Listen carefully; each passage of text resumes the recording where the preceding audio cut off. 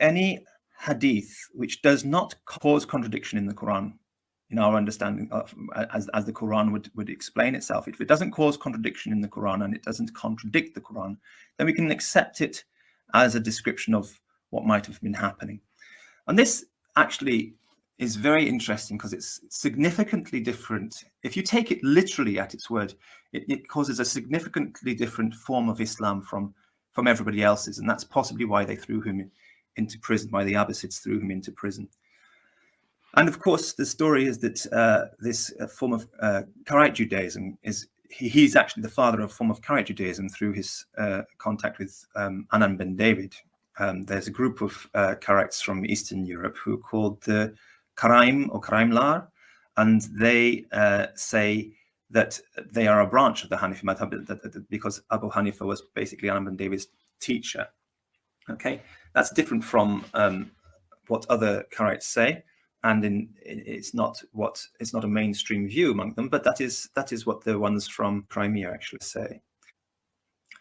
So that's interesting because it makes a kind of a connection between Karaites and Imam Abu Hanifa himself, who was essentially the representative of the late Umayyad religion. So the late Umayyad religion is basically represented by him, and that's also confirmed by the fact that the Umayyads survived in Andalusia, and they were Hanafis as well. So that is also sort of confirmed. And again, it was the Hanafi madhab mostly survived amongst the Turks in the far north. The Seljuks, when they came back down, they brought back the Hanafi madhab, which had been sort of crushed out of existence by the Abbasids. And because of their total war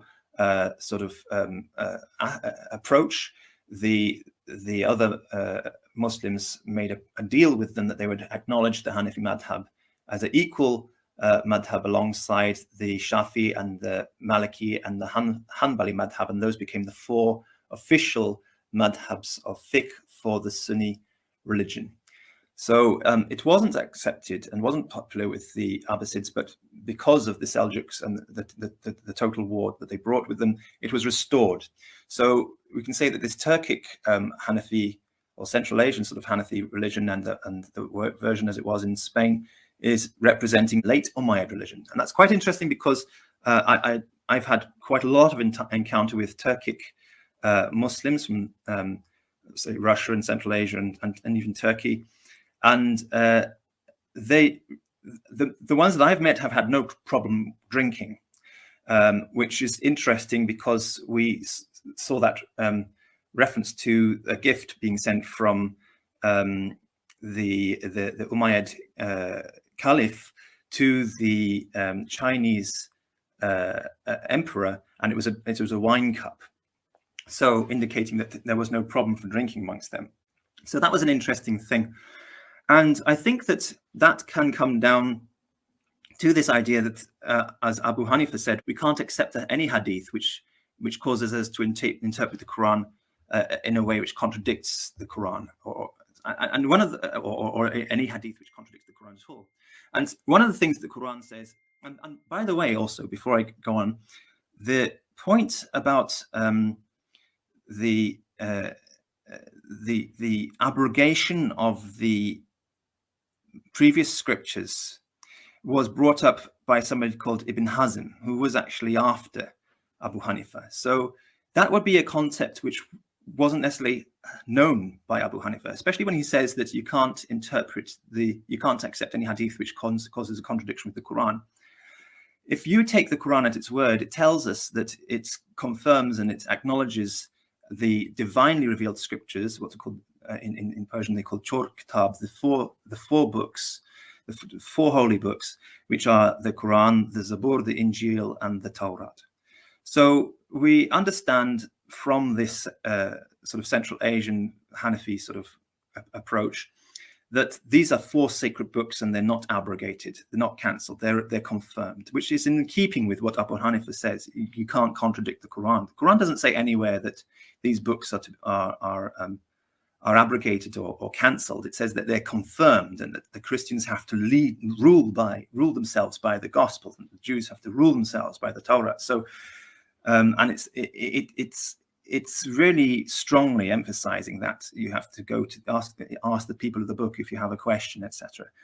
So, and the people of the book is obviously the people of the Bible. It's not the people of the Hindu scriptures, for example. It's not the people of the Buddhist scriptures. It's very clear what's being mentioned in the Quran.